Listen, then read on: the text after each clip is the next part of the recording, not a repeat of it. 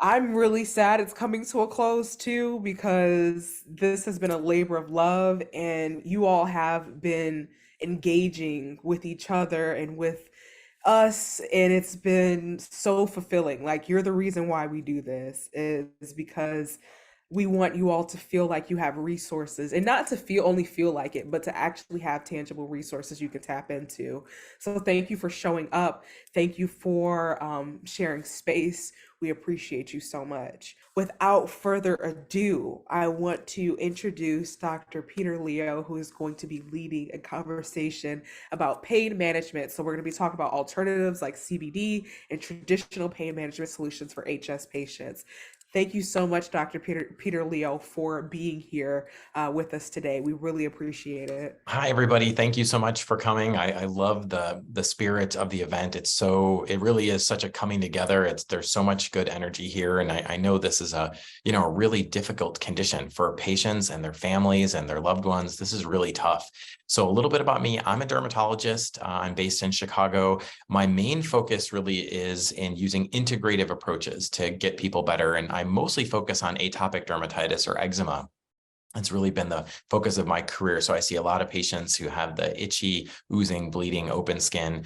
But of course, it spills over into a lot of similar conditions that have a lot of inflammation: psoriasis, hidradenitis suppurativa, lichen planus. So there are some kind of allied conditions that we will see. And really the focus here of tonight's session is to think a little bit about some of the integrative approaches, but especially about cannabinoids. So this large group of medications and molecules that I think are really fascinating. So we'll kind of delve into it.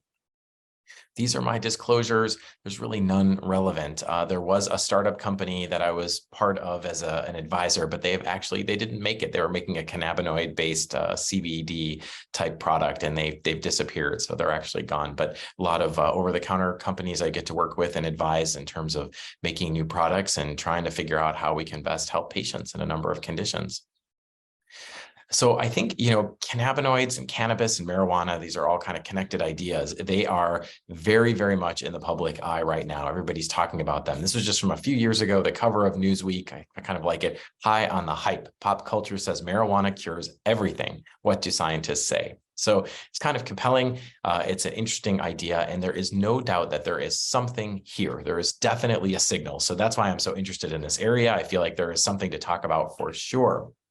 And when we look at over the last several decades, the kind of research that's been being done has been in a huge range of conditions. So we can see there's tons of cancer research. Now, some of that really is for cancer growths themselves, but some of it is for the pain and discomfort and nausea and things like that are associated with cancer. So it's kind of a big group. And that's why some of these ideas are very much applicable to hidradenitis. Neurologic disorders, schizophrenia, anxiety, multiple sclerosis, and epilepsy. So a huge range of different things. And you can see it's going up for all of them. Every single condition is sort of on the up, because I think people are realizing there may be something to this. Now, we also see a lot of it in terms of skincare products. There's been a lot of discussion and interest, and this was a paper, again, just from a couple of years ago, the growing trend of cannabidiol, one of the cannabinoid family, right? Because we know marijuana plant has a bunch of different chemicals within it, and cannabidiol is one of the big ones. Cannabinoids is kind of the general term for all of them, but cannabidiol is one of the big ones, and it's been interesting. We're seeing this in more and more products. More and more people are interested in this, and it keeps coming up. Now, it can be put on the skin, of course, but it can also be taken by mouth. It can be smoked. There's a number of ways people can get cannabinoids as this group in. And this was kind of a counterpoint. I thought this was fascinating. Again, 2019, so just a couple of years ago. And the title of this paper was On Healthcare by Popular Appeal: Critical Assessment of Benefit and Risk in Cannabidiol-Based Dietary Supplements. So people taking stuff by mouth. And the kind of key sentence, I think, this is kind of a skeptical paper, but I think with good intention, to sort of try not to hurt people, because listen to the conclusion. Quote, ongoing lack of meaningful regulation of cannabinoid supplements continues to put consumers at undue risk without clear evidence of therapeutic value, unquote. So a little bit of a stick in the mud, a little bit of a cold shower. It's like, wow, we were just getting excited about this, and why do you have to ruin the party? But I do think some of those voices are important because there's no doubt when there are new exciting things, there can be a gold rush where everybody suddenly starts putting in their products. And sometimes we don't know, or the quality isn't sure and the effect isn't sure. So people are willing to spend money. And as you guys know, when you're suffering from a condition where there is very little that actually helps, people are willing to do anything. I would tell you that at least 1 out of 3 visits begins with people saying, I don't care what it costs. I don't care what you tell me. I'll do anything to get better, right? I think we've all felt that way. And so this is a situation where we don't want to see exploitation happening. And that's why I think our job is to really try to figure stuff out quickly, because we know the ideal would be to fix this condition. But as we know, there's not a lot of great treatments for it. So there's tons of unmet need. So that's the balance we're trying to walk, this tightrope. Well, we know that marijuana and cannabis in general and the cannabinoids, the whole family, have been around for a very, very long time. There's actually a stuff written in the Ebers Papyrus, one of the oldest written forms of medicine that we have in this day, from 1550 BC. I mean, this is old, right? And here it's talking about Shashat, the goddess of wisdom, knowledge, and writing, with her hemp leaf. So very interesting.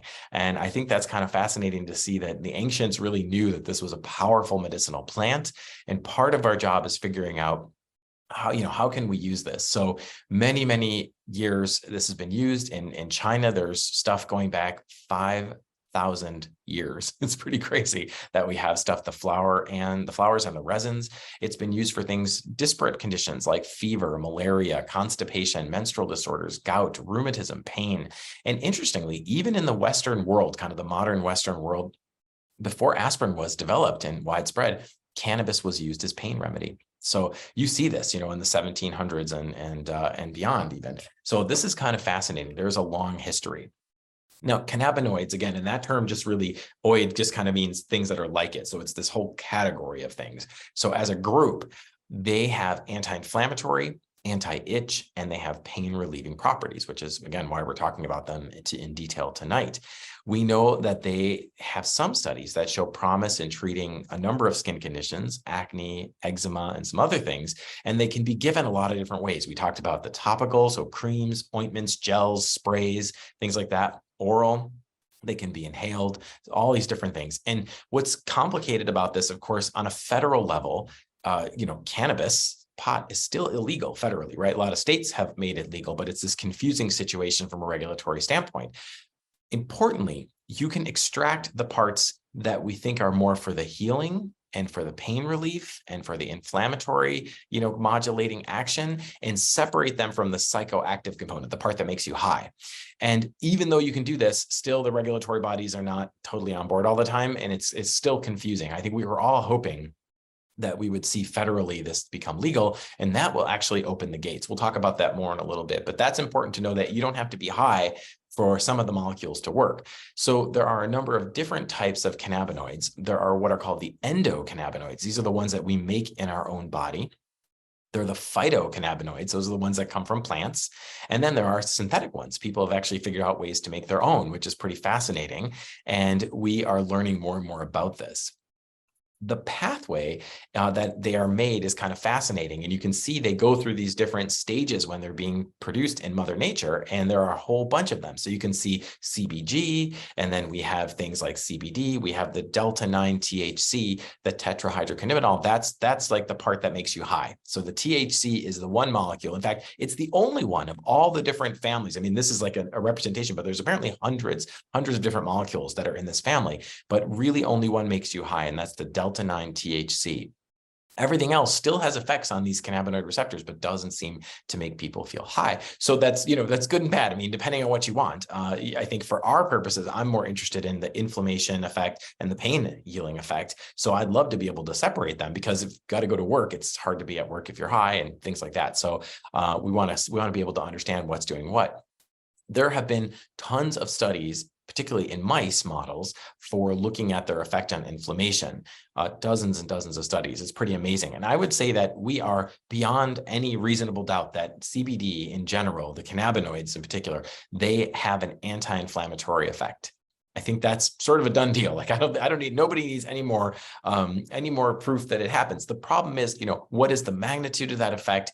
How best to harness that effect? And is it going to be clinically relevant for our patients? And that's where it's trickier, because you can show an effect for something, just like a lot of plants, they're antibacterial to some degree, but that doesn't mean if you had a real dangerous infection that you could rub some plant on your skin or eat some of the plant and it would help, right? Because it might be 10,000 times less than what you actually need to fight the infection. So there is this little disconnect. You can show something certainly in a test tube or in a lab or even in a mouse, but that doesn't always mean that it's going to help a disease. And that's really tough. We call this this is this sort of gap that we see, and sometimes called the translational gap in medicine. We have great science and we understand something, but then when we try to bring it to people, everything falls apart and everyone's like, why is this? And it's because people are really hard. Like, real life is complicated and real diseases are complicated, and they're often all not the same thing. If you make a pretend disease in a mouse, which is kind of how we do, we have a model, it's one thing, you might solve the problem, but then you get into real life, you say, oof, this was just an approximation of hidradenitis, but it actually is not the same disease. So when I give it to people, it doesn't work at all. And of course, also people are different than mice. We have different enzymes and different ways we metabolize things and so on and so forth. So it is tricky. So I alluded to the regulatory issues, and this has been really tough. So the federal government still lists cannabis as a Schedule I controlled substance. So that makes things really tough. It's kind of strict. In 1994, there was this Dietary Supplement Health Education Act that allowed for a bunch of products to be treated as supplements. And that kind of opened the gate. That's why you can go to any store, a drugstore, grocery store, Costco, and they just have aisles and aisles of different supplements, and there's no regulation on them. And so I think that's a good and a bad thing. As somebody who likes integrative approaches, I'm grateful, because it means you can get a lot of different things, often very cheaply, because there's a true market competition, right? Drugs are confusing because it's not really capitalism. They're not really competing with each other. A company has to make their own prices, and there's a whole bunch of issues with that. But when you get to buy it at a grocery store or online, they really have to compete to some degree. The problem there is that for many supplements, including what we're going to talk about in a minute, you don't know the quality. Now, I would argue, if you're being, you could be a little bit skeptical and say, well, even with FDA approved drugs, there's problems. And the truth is, you're right.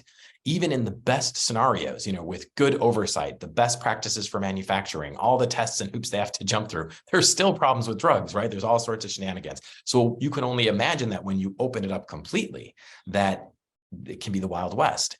Literally, when you think about it, the FDA was built to help fight against snake oil, literal snake oil. People were just putting stuff and saying this will cure everything. People were getting sick, people were dying. And so the populace said, we need help. Like, we need someone to regulate this because people are getting hurt. And I think that's, that's sort of putting it in perspective. So there's pluses and minuses. And recently, many of the states now are treating cannabinoids, especially ones that aren't psychoactive, like the cannabidiol and things like that. They're treating them more like supplements, which again, I think is great, because I honestly do think we have enough evidence for the most part, so long as they're made correctly, and they are what they say they are, to be pretty safe. So the legislation does limit the FDA in terms of manufacturing and distribution of these products. And so a lot of patients are confused on this, and a lot of companies are confused. And that's part of the reason the company I was working with, they had a great product, this really good ointment, and they went belly up because it was too complicated. They can't do stuff across states. And anyways, it was just really, really tricky. The other problem is that many formulations, like things that might say, okay, this contains CBD, or this contains cannabis, or this contains some hemp oil, whatever it is, they might have no evidence for them. They might have no therapeutic value. In fact, there might even be stuff that's not good for you that's in them. And so we have this tension. So as of today, really no single product sold as a supplement has been through a large randomized controlled trial, which is it's not perfect by any stretch. There's a billion faults to using that as your gold standard, but it's certainly something, right? I would say that it's not enough, but it's certainly something. So we kind of end up with this Wild West situation. Okay, but let's focus back on CBD, the cannabinoids in general, and cannabidiol, which is one of the most interesting molecules in this whole set. So CBD, cannabidiol, seems to have a lot of different effects. It seems to have effects on anxiety and depression. It seems to have antioxidant effects. It seems to reduce cancer cell growth. It seems to reduce inflammation. And you can see it like the 1 o'clock position, it relieves pain. So a number of those make a lot of sense for people with hidradenitis, right? The inflammation, the pain, but even the anxiety and depression, that's all huge too, right? This should really be helpful. So just a bit about hidradenitis, a very complex condition. It comes from the Greek words for sweat. And we know that initially it was thought that it had to do with the sweat glands. Now we're not so convinced. There may be a small role for them, but it's tricky. Other terms for it are acne inversa and Verneuil's disease. These are old terms that we don't use as much. It was initially thought that it had to do with the sweat glands, but we mostly understand that really this is something around the hair follicles. So sweat probably plays a role, especially for some people, but of course it's around the hair follicles. And as you know, you get these inflamed cysts and abscesses, you get sinus tracts, and then it often leads to scarring. I don't really have to tell you this because you guys know, and you've probably seen quite a bit about it, but the prevalence is still fairly rare. It's about 1.1% in the United States. And so it's one of those conditions where, for example, psoriasis is about 2% of the US. So quite, an order of magnitude higher, which is interesting. But this one's a little bit more rare, onset commonly in the first 40 years of life, but usually after puberty. It's very rare to see it in little kids before they've hit puberty. And it affects women twice as often as men. African-American patients 3 times as many as Caucasians, and biracial people twice as commonly as Caucasians. So this is a really tough condition. You can see that photograph where we're seeing a lot of damage to the skin. It has a huge impact on the body image. And of course, the quality of life suffers immensely. Anxiety, depression, loneliness, social isolation, lower self-esteem, and it's harder to maintain employment. And of course, the pain affects so many aspects, including performing tasks. If you're in pain, it's really hard to get up. It's really hard to do stuff. You're miserable. So clinically, of course, we have a number of different presentations. We often do have clogging of the pores. We often do have those what are called multi-headed comedones, those little blackheads or clogs. We have the sinus tracts. We sometimes have very, very painful and inflamed cysts, and it can wax and wane. It does its own thing. It kind of has a mind of its own. It can be split into these different stages, the Hurley stages, stage 1, stage 2, or stage 3. This is not perfect by any stretch, and people can bounce between them, but it helps us a little bit with research. A lot of times they'll say we want at least stage 2 or 3 to get in the trial, and then we try to get them down to stage 1 or better. What is causing it? Well, we don't fully understand. We know there's a whole bunch of aspects to it, right? We know the microbiome is playing a big role, and that's fascinating. Friction and irritation play a role. Tobacco seems to play some kind of a role. Of course, the immune system, diet, and nutrition. So there's a whole lot of pieces that go into this. And whenever we see something like that, we realize, A, it's probably not one thing, and B, it's probably not the same for everybody at all times. And so that's also makes it tricky. It's kind of a moving target. One of the things that I'm interested in is the role of the microbiome as well. What is the good bacteria versus the bad bacteria? What's happening? We know this is not a bacterial infection by itself, right? It's not as simple as just being a staph infection or something like that, but it really does seem to be an imbalance for many people. And so we're trying to figure all this out, and it's been very slow going. One of the things that's interesting is that when the cyst breaks open, this can cause this huge inflammatory response. The body goes crazy. And some of that is normal because it really is seeing foreign material in a place where it doesn't belong, the sebum, the keratin, and the microorganisms that have now been growing in this funny cyst environment, which is different, right? So the poor body is trying to deal with it as best as it can, and causing, of course, more inflammation and going down this negative loop, this vicious cycle or negative spiral. Inflammation brings more inflammation, causes scarring and wounds, and of course, more difficulty in healing. We know that genetic factors are playing a role. A little bit less than half of patients with hidradenitis have a first-degree relative with hidradenitis, but that certainly doesn't explain everybody, right? The majority of people don't have any family members with it, so keep that in mind. And of course, it's more common in those who get it when they're particularly young. So the family history, it's like if you have strong family history, it's like you're probably going to get it worse and younger, which is kind of interesting, kind of compelling. There may be certain, predilections towards it. We know the immune system is acting out a little bit, and there is this connection between hidradenitis and Crohn's disease. And I have a number of patients in my office that have both of these conditions. It turns out that people with hidradenitis are thought to be at least twice as likely to develop Crohn's, another terrible chronic inflammatory condition.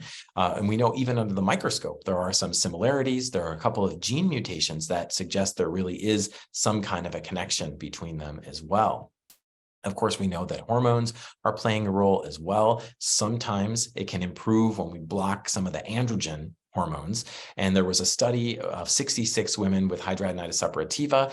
They found that when they tested their labs, they were fairly normal. They didn't seem to be that abnormal. But what they found is that when they blocked those hormones, they got a little bit better. So it suggests that it might not be that they're making too much. It just may be that they're a little too sensitive to the hormones. And that's why some people will say, can you test? And it's like, well, it seems like most of the time it's going to be normal. The test will show that the levels are normal. It's your sensitivity. We don't have a way to, well, the way we test for that is we block them. We try to do something to block it. And then we see, because if it works, we say, okay, that suggests that's really what's going on. We know that diet for some patients plays a bigger role. I have patients who tell me, I was drinking a lot and eating a lot of, maybe rich foods or a lot of high carb foods and sugary foods, and I got worse. Other patients, it seems to be less of a factor. So every patient kind of has a bit of a journey, but there's some evidence that a lower glycemic load, kind of like when we think about diabetes, foods that release lots of the glycemic, the sugary stuff that makes your glycemic index shoot up. If you can avoid that, that may help a bit, but it's not the whole story, and I have some patients who been super good with their diet and are very sad because they're like, it's not gone. Maybe it's better, but it's not gone. But I think for many patients, the best diet will do is sort of help a bit. And of course, smoking, there is a pretty strong correlation. Obviously, it's not perfect because I have many patients who've never smoked anything in their life and have done and developed the disease. And other patients actually found that sometimes when they quit smoking, it gets worse. So there's some confusing stuff going on with the smoking. Very, very strange. So I think in summary, we know what's going on here. There's inflammation, there's scarring. So that tells us about the wound healing. And that's why I highlight those.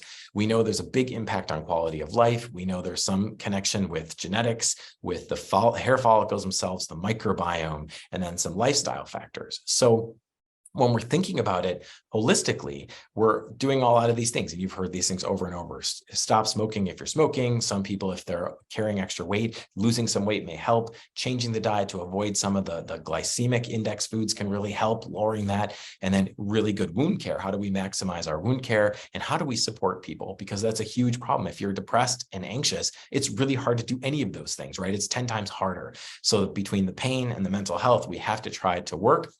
You don't have to read this. I just put this up here kind of showing us a little pathways of how people might think about it, from our topical therapies for flare-ups to more chronic therapies, to our topical antibiotics, to oral antibiotics, and of course the biologic therapy, which is really our only FDA-approved medicine that really broke things open to actually get a medication that was approved for hidradenitis with adalimumab.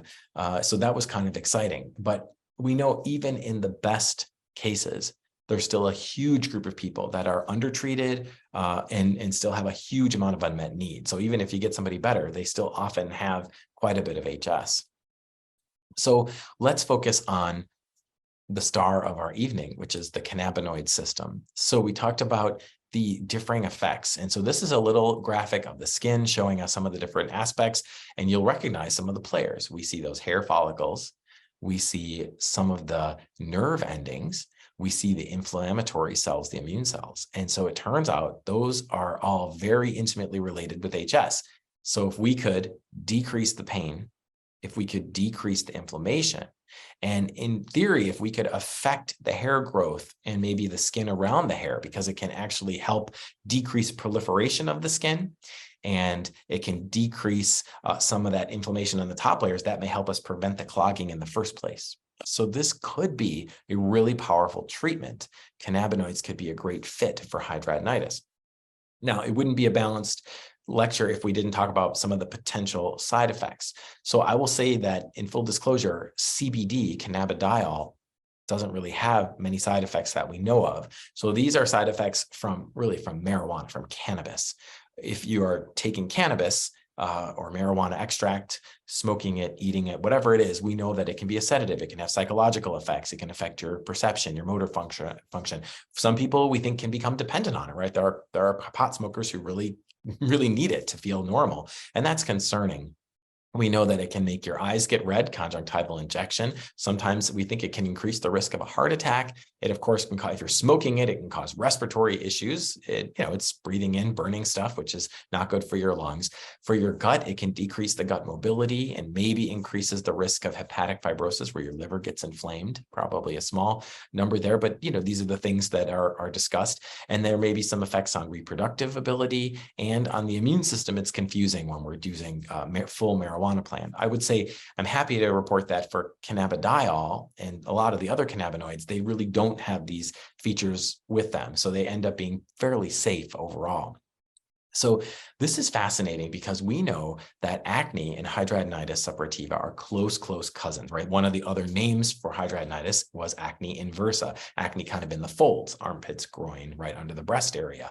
And it turns out that as we discussed, the effects of cannabidiol are really, really important for acne. They are lipostatic, which means they're decreasing some of the fat cells, which are playing a role in making sebum. So that's good for acne, the oiliness. They could decrease oiliness in theory. They're anti-proliferative too, so they might kind of let those little fat cells, the little sebaceous glands and the sebum glands kind of settle down. And because they're anti-inflammatory, they can help prevent pimples. So this is kind of the theory. And then there was a beautiful study where they actually used this thing called AEA, which stimulates sebum, the oily skin, the sebum production. And they did this little cell culture of this. And so they put it on top of the cell, and they were able to show when they use AEA, it goes crazy. You get all the sebum, right? It gets oil production like crazy. But when you do that, plus one of the cannabinoids, okay, CBD in this case, 10 micrometers, they actually found that it blocked the sebum production. So the take-home point is that the cannabinoids, in particular CBD, may be able to block some of the oil production, which is really interesting for acne and probably for hidradenitis as well, because they're so closely connected. And we think that's part of the reason the pores get clogged in the first place, because they're making too much sebum. So in acne, there was this study, was back in 2015, where they used a 3% cannabis seed extract in a base cream. And then they had like the control, which is just the cream itself, applied twice daily to half of the face. They did a split face design. Now, this was in men with acne for about 12 weeks. And what they found was that the sebum, that oiliness, and the redness of pimples were significantly improved. There were no safety signals. It was well tolerated. So again, this is sort of planting these little seeds. This is not a huge study. It's not, it's not enough to sort of change everything, but I really think it's compelling. And I would like to see more work on this, because if this is true, if it decreases the sebum and it decreases redness, that would be huge. That'd be huge. Now, is it going to necessarily cure it? No. Is it going to be a replacement for something like adalimumab? No. But could it be an adjunct that's pretty safe and pretty gentle? Heck yeah. I mean, that's the goal. So let's talk a little bit about the itch and pain, because really this session is mostly about the pain. So I want to kind of finish on that. And I would start by saying that itch and pain are very close cousins. They really often use the same nerve pathways and are very similar. Most of our patients who have chronic itch do have some pain as well. So we feel like a lot of the things we talk about in itch are very applicable to pain. And one thing that's fascinating is that, obviously, if we could stop the hidradenitis, that would stop the pain. But since we said we can't yet, we don't have great tools, we really should think about the pain. And sometimes my HS patients say it's itchy too. It can be itchy, especially in the early stages. I'll be curious if people report that. I can't see the chat at the same time, but I wonder if people really can tell me if they also get some itch of their lesions, especially early. So it turns out that the CB1 receptor and CB2 receptor, these are receptors for cannabinoids, they're on nerve endings. And so it turns out that they may play a role in itch. And so if we bind them with a cannabinoid, they decrease the excitement of the nerve. So what they're doing is they kind of can help block some of the sensation of itch. And again, because they're so closely, presumably some pain. And they did a little study on this. It was pretty fascinating. And they were able to show that when patients had one of these patches on their skin that had this cannabinol, this cannabinoid agonist, this receptor driver, they were able to significantly decrease their itch. So it really does show that we probably can use cannabinoids of some sort, cannabidiol in this study, to help with pain and itch to some degree. And then when we look at the actual trials that have been done, I'm happy to say there have been a few, but sad to say there's been nothing specifically for HS, and really just a couple of small studies. The biggest one you see is the third one down, atopic dermatitis. That was big. That was 2,456 patients.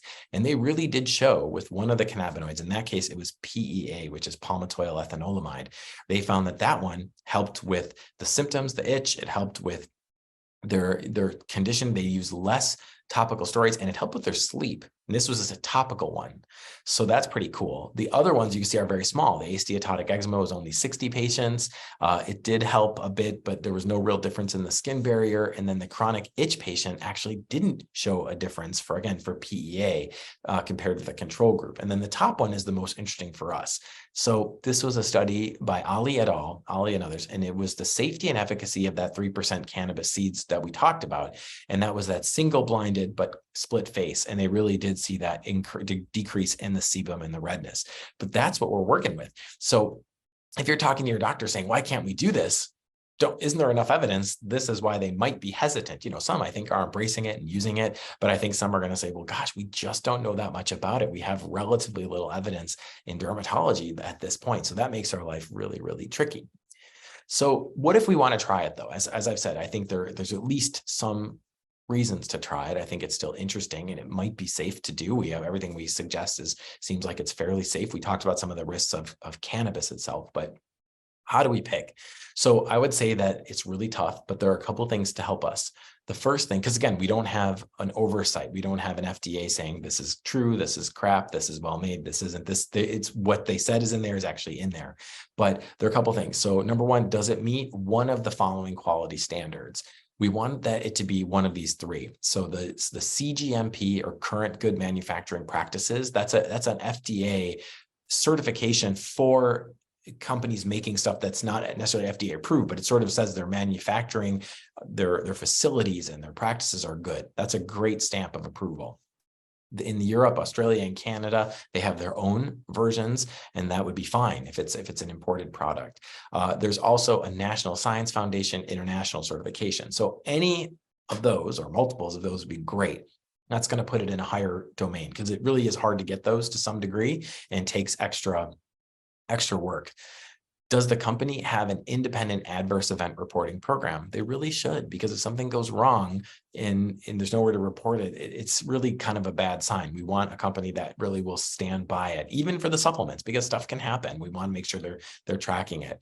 Is the product certified organic or eco-farmed? Why do we care? Well, it doesn't necessarily mean it's good quality, but it tends to be a higher quality. And again, this is from a paper. This isn't just my thoughts on it, although I agree with it. This is specifically about cannabidiol and hemp oils from Mayo Clinic proceedings. It was pretty cool. So they kind of found that there was a correlation with eco-farmed and organic products that had this higher level. And then maybe the most important of all, have their products been laboratory tested by batch to confirm their stated ingredients and ensure there's no pesticides or heavy metals? Again, very few products will have this, but if you find one that does batch by batch confirmation, that's a great sign. That helps protect you, because otherwise you just don't know. Sometimes you'll be like, why is this thing so expensive? I can get a super cheap one online, but Lord only knows what's in that super cheap one. And that's one of the biggest problems. Okay, now this is really weird. Things are about to get very strange. Very recently, there was a study done in France, and they actually found that cannabis use, so now we're talking about pot again, right? Either as smoking it or taking it orally, but not necessarily cannabinoids medicinally. This is people just smoking pot or taking pot products, but it was used more commonly in patients with pre-existing hidradenitis compared to the general population and compared to patients with psoriasis. They kind of picked another inflammatory condition. Very interesting, I thought. And when they looked at this, they found it was like 3 times more likely. So when they asked patients about this, most patients reported that it was actually more for pleasure and not so much for pain relief, suggesting it didn't do that much for pain relief, just felt good and maybe took their mind off things a little bit. So kind of fascinating. They kind of tried to tease that out. But more than 70%, most of them were users before their hidradenitis started.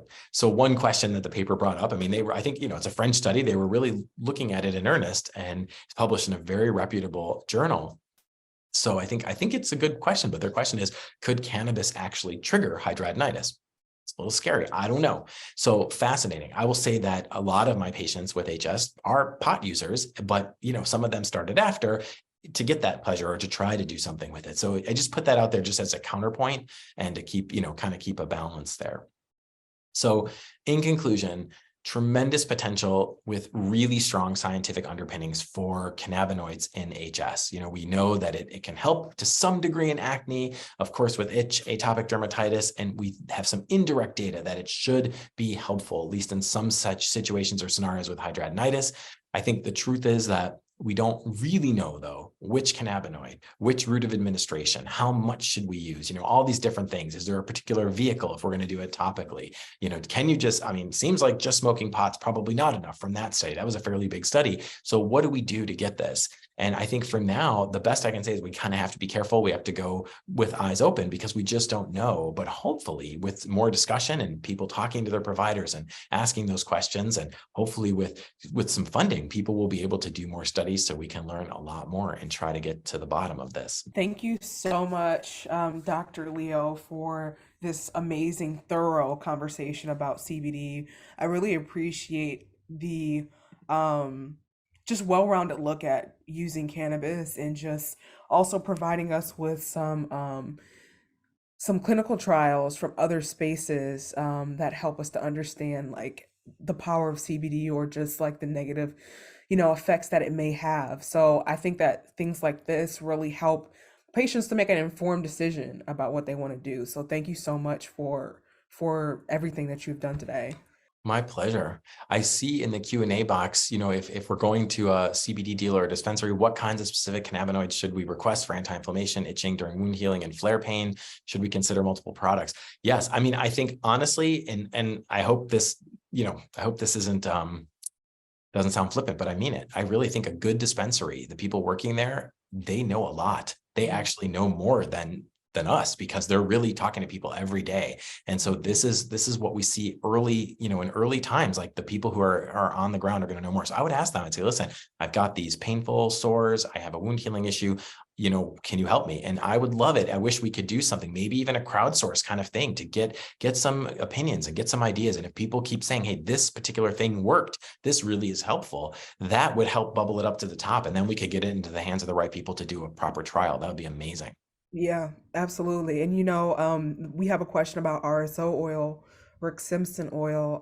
There's a group on Facebook also called Hydronitis Times, and it's a group of patients, HS patients, that talk about their experiences using cannabis as a method of helping to mitigate symptoms and then also heal wounds because RSO oil is something that can be used topically as well as orally. And so this attendee wants to know more about RSO oil. Is that something that you can speak to? Yeah, I don't know anything about it. I'll have to read about it. So thank you. I'll try to look it up and learn more about it, but I've not even heard of it. Absolutely. So just to give a little bit to that attendee who asked, RSO oil, like I said, Rick Simpson oil or full extract cannabis oil, fecal oil is a very high concentration of THC. So it's mainly like 98, 97% THC. You can also get CBD versions of it as well. And so it usually comes in, at least from the source that I get it from, it usually comes in hybrid or indica.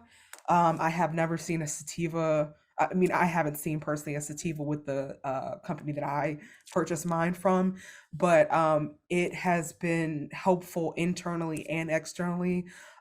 Patients have said that they don't recommend putting CBD, I mean, not CBD, but the RSO oil directly on the wounds, but to put it around the area, and that can help with sometimes like closing the wounds. It can help with like soothing some of the pain involved. And then also just because it's a high, especially if you have RSO oil that is THC dominant, it has a high concentration of THC. So the pain management aspect of that is strong. I've used that when I've had polynidal cysts, and it's been very helpful with me just being able to sit up. Whereas before, it was just extremely painful. So there's a lot of resources and data online just about RSO oil and how it helps with other conditions like Parkinson's, cancer, AIDS, and some other chronically ill condition, chronic conditions. So you can look up some of that information. You can even see videos on how it's made as well. I just wanted to throw that little piece in there. The next question is, should I get a medical card, a medical marijuana card? Yeah, I mean, I would defer to the group. I mean, my sense is the work that I do is generally with the cannabidiol, so you don't need one. But yeah, if you want THC, you're going to need one. So, it could be good as you're exploring. Hmm. And also, too, if you live in, all of this is advice for individuals who live in states where these things are legal. So we're not telling you to do anything that is going to get you in trouble. This is all about following, your state regulations and things of that nature. Majority of the states in the country are, marijuana is legalized either recreationally or medically. We also have people who are from other countries. I am not familiar with the rules for cannabis. I know that in some countries it's completely banned, and they don't allow it at all under any circumstance. So just be very diligent in your research and looking into that information so that you can protect yourself and that you don't, are not getting cannabis from a source that is untrusted. The next question is, can you use THC or CBD with other medications like Humira, high blood pressure, or Ozempic? Yeah, typically, yes, but it depends on how you're doing it, how much you're doing. So I think, especially if you're doing topical based things like the CBD, you should be in good shape. There's very little systemic absorption. If you're doing oral, if it's just CBD, you're probably fine. The THC, if it's probably lower doses, you're probably okay. But I would always talk to the person prescribing those other medicines to be sure and make sure they're aware of it. But yes, in general, they're compatible. Anna says, Dr. Leo, my docs that prescribe opioids for pain will not allow cannabis use at all. Is there any research on using both? I have PRN opioids in small numbers for flares, but cannabis for nighttime.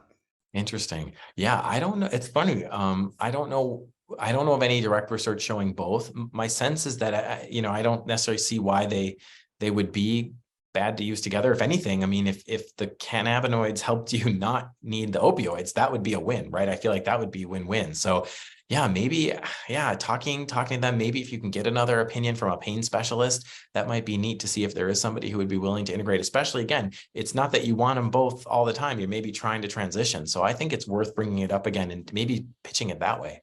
I have some questions that I want to ask too. So can we talk about what the difference is in the effects of CBD versus THC? Sure. So the THC is kind of fascinating. It seems like that's the one that makes you high. That's the one that if you ingest it and get into your bloodstream, that will actually give you the sense of high. But it probably has the fewest effects in terms of inflammation, pain, itch. It seems like it's CBD itself, so cannabidiol, seems to be the best of the group. Some people are saying CBG is a close second, but it seems like CBD is the one. So that's why I'm so interested in that, both orally, but in particular topically, because you absorb it through your skin quite well. So I think if inflammation is really our goal and pain, probably topically CBD is the way, and you could get a pure product. That's why you don't necessarily need a marijuana card to get those pure products if it's legal in your state. And then from a sort of a pleasure standpoint and a more holistic thing, sometimes the whole plant is nice. And when you have the whole plant, if you're taking an edible or smoking it, then you get all of those things, but you also get high from that. So some patients really don't want that feeling, others do. We have another question. What brands do you recommend? So that's the hardest question because there are a number of brands out there, some of which have been out for a long time, but have disappointed me. So I'm going to hold off on that. I'll send to you something that is a number of products that I think I've had some experience with, but it's the hardest thing of all. The company that I was working with, I really liked their stuff, but they are now gone. So I can't even give you that. I wish I could give you that recommendation. They were a cool product. It was called Sequel, but it's off the market. Papa and Barkley.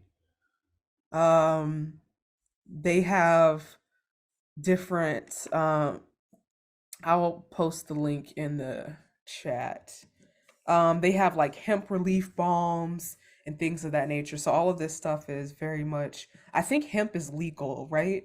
Regardless of where you are, but is that considered? Usually, yeah, it's usually considered fine because hemp, it's the same plant, but has almost undetectable THC component, but it has a lot of other good things. The issue with hemp is we just don't know the CBD component. So that's the tricky part. So some hemp plants have very little CBD. So then from our standpoint, basically the hemp oil would just be good fats, which can help. There was a neat study in eczema of people taking just hemp oil, which has, again, minimal CBD and no THC that's measurable, but they got better, we think, because of the fatty acids. So that could be helpful. But CBD, I think you really do need the marijuana plant derivative, and hemp alone may or may not have enough. And you mentioned CBG. Can we talk a little bit more about CBG and what kind of anti-inflammatory effects that might have? And Yeah, if there kind are of any similar. any ways that we can get a hold of that? There are a couple companies working on it right now, and there may be some products out there with CBG. It's, it's a cousin. It's very similar in structure to cannabidiol, to CBD. It does not make you high, so it's, again, more anti-inflammatory, but it seems in some studies, it actually seems to be as good or better in terms of inflammation. So I'm kind of fascinated. What if we had a couple things? Like, I also like the PEA, that palmitoyl ethanolamide. What that does is it actually boosts your body's natural cannabinoids and helps them lock in. So I always keep thinking, could we have something that had a couple of different things, maybe PEA plus CBD plus CBG? That would be a cool product to try. I've had benefits from CBD and I haven't taken directly CBG before, but THC and CBD have been helpful with my personal pain management. As far as like alternatives, Dr. Leo, for those who may not want to take CBD um, or cannabis products, are there any things that you can recommend for a condition like HS outside of like your typical narcotics? Absolutely. One of my favorite things is actually to make a turmeric tea. I don't know if people have heard this, or sometimes they call it a turmeric shot. You take about a quarter cup of veggie broth or chicken broth, 1 teaspoon of turmeric, get like a good quality one. Costco has a good one, or Amazon will have a good turmeric, a teaspoon of virgin coconut oil, a little pinch of black pepper, and you can warm it up on the stove or put it in the microwave for 10 seconds or so, stir it up really good, and take that as like a little shot. Do that daily. That has been shown to be pretty anti-inflammatory. It's safe, it's a food. But for many people, many of my patients are like, when I take my turmeric shot, it really helps me. And it takes probably 2 weeks of doing it regularly to kick in, but you should notice something. Something circulating in the community is that bleach baths can be helpful. What is your opinion about submerging the body in bleach as a pain management alternative? Are there any side effects to that patients need or people need to be aware of at all? Yeah, so definitely dilute bleach for sure, right? We would never want to do pure bleach. Pure bleach will really destroy our skin. So dilute bleach, usually a quarter cup to a half cup of bleach in a full bathtub, and soaking in there it's safe. Yeah, I mean, we do it even for babies. I do it a lot for eczema. It's not really antibacterial. We thought it was years ago when we first started doing it. We thought it killed staph, but it really doesn't. It's too weak. But it actually does have an anti-inflammatory effect and probably does help a little bit with pain. Yeah. So that would not be a bad thing to try. You want plain, pure, like Clorox bleach, quarter cup to a half cup in the bath, mix it well, because you can get a burn. If you put it on too strong, it will be uncomfortable. It becomes the strength of about a chlorinated pool. So it smells a little bit like chlorine. That's it. It's very safe. I do recommend rinsing after, though. I don't want you to leave it on your skin. So after you sit in there for 5 or 10 minutes, rinse it off with fresh water and you're in good shape. Can you talk a little bit more about why bleach has anti-inflammatory effects? There's a lot of science. So yeah, Lisa Beck is a very famous dermatologist in Rochester, New York, and she's done several really cool studies showing that it works on this NF-kappa B pathway of inflammation in the body. And Mercedes Gonzalez is down in Florida, and she's done some beautiful work on it as well, showing that it helps with itch. So we think it's doing a lot of different things. But surprisingly, Rich Gallo is the researcher in San Diego who was able to show it's 10 times too dilute to kill staph. So we all thought we were killing staph. That was the big idea, but we're really not. So it's probably barely affecting the microbiome. It's working through these other mechanisms. Yeah. The active ingredient is called hypochlorous acid. Yeah. Absolutely. Dakin solution is exactly, it's a version of it for sure. That's where it all comes from, the same place. And then the microbiome connection, it's one of the most exciting areas of all. If we could figure this out, that's the trick. Would you mind speaking to that a little bit more? Because I've heard there's some interesting research in the microbiome and the gut skin connection for HS specifically. There's a lot of stuff going on. So we realized that people with HS have a dysfunctional microbiome on their skin. It's different. We call it dysbiosis. And also many of them have the same kind of thing reflected in their gut. So these systems tend to follow each other. And the same is true for eczema.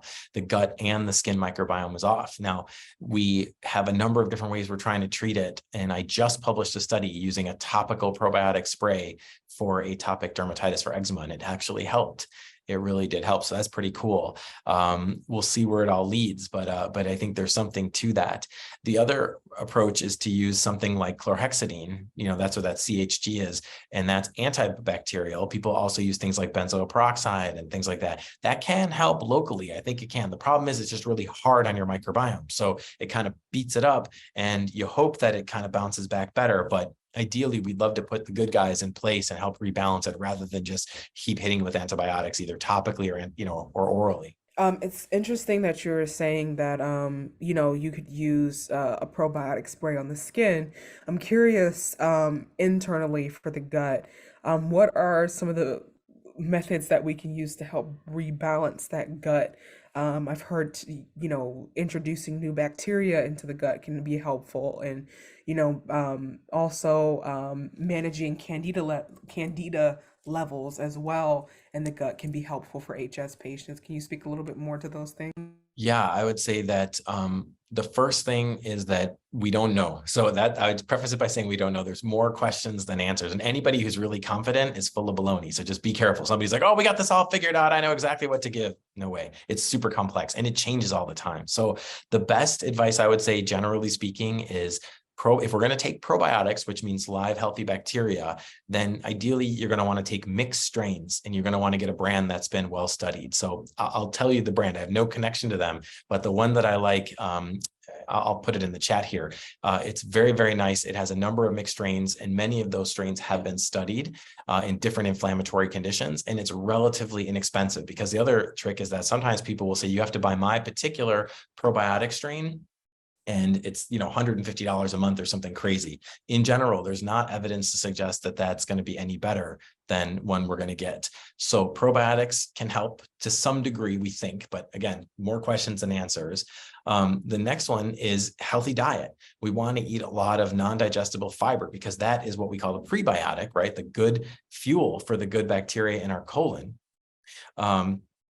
So that's important, to eat lots of things that have good fiber to go through and help feed the good guys in our colon, which is really important. The other thing, of course, is cutting out things that are damaging to the gut lining, because your gut lining is really what's the bacteria are living on. So if you're eating things with emulsifiers, right, a lot of processed foods, that kind of stuff damages your gut lining, irritates it, and then the bacteria falls apart. It needs that lining. So eating healthy foods, whole foods, lots of veggies. It sounds boring. It's like, oh golly, you just want something, you want a pill, right? You want something in a bottle. It'd be much easier. But the truth is that I really think that those simpler things are the way. I'm going to put one of the probiotics that I like here. This is the liquid version, putting it in the chat. This is Mary Ruth's. I have no connection with it. And the other one I'm putting in is a pill form. It's called Nexabiotic. I'm just pulling that one up real quick here. They're both multiple strains. They've both been studied extensively. They're both relatively inexpensive. Yeah, I like the Mary Ruth's is really good. So that's the pill version. They're both great. So again, I can't tell you these are going to help, but these are the ones that I recommend for my patients. This next question might be something that's still developing. However, fecal microbiota transplants, what could that potentially do for HS patients, if that's something you could speak to?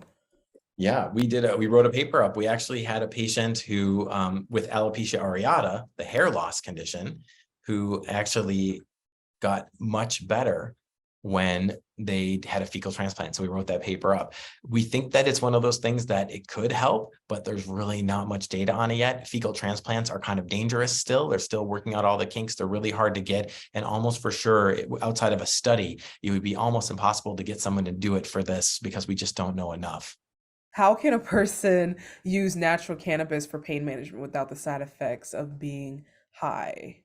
Yeah, I would say you probably can't, right? My sense is you can. Natural cannabis, you're going to feel that. That's the THC. So that's why I'm so interested in CBD, the cannabidiol. I think that's the key element from it. So my preference would be to avoid that and to use the CBD either orally, but ideally topically in the areas. But man, we still have a lot to learn. I wish everybody all the best, and I hope everyone has a wonderful summer.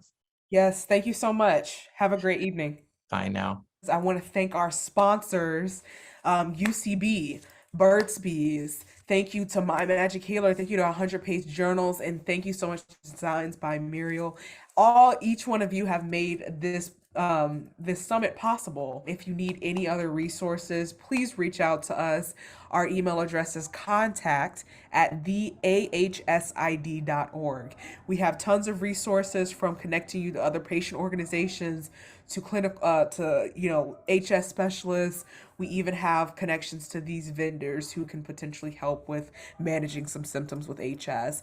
We'll be sending also our basics booklet, which is revamped, and that's very exciting. That's a full, comprehensive resource booklet for anyone who is affected with HS at all levels. So whether you have information or if you need information or you have no idea what's going on, it's for everyone. It's a basics booklet that breaks down everything from treatment to surgery, a lot of the things we talked about today, patient advocacy groups. It also talks about products, and it talks about other resources that you can access as well. So we're going to be sending that out too. And eventually we're going to have physical copies, but right now it is digital. So you'll be able to flip through it, and it looks very nice. We spent a lot of time and effort into revamping it so that it looks nice for you all, so you can consume it and feel, not so like bogged down with so much information, okay?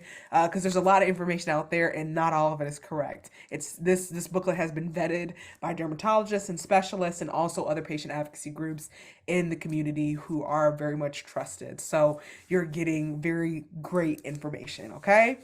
Thank you so much. I will see you on Instagram, on social media. Make sure that you tell people that you love the AHSID Summit, and please tag us on all platforms, the AHSID, so that we can hear from you how you felt about this summit, and we can share it with other people so that they know that they possibly missed a good thing, right? So I'm going to play you off with, of course, DJ Detroit Princess's playlist that was created just for us for this HS Awareness Week.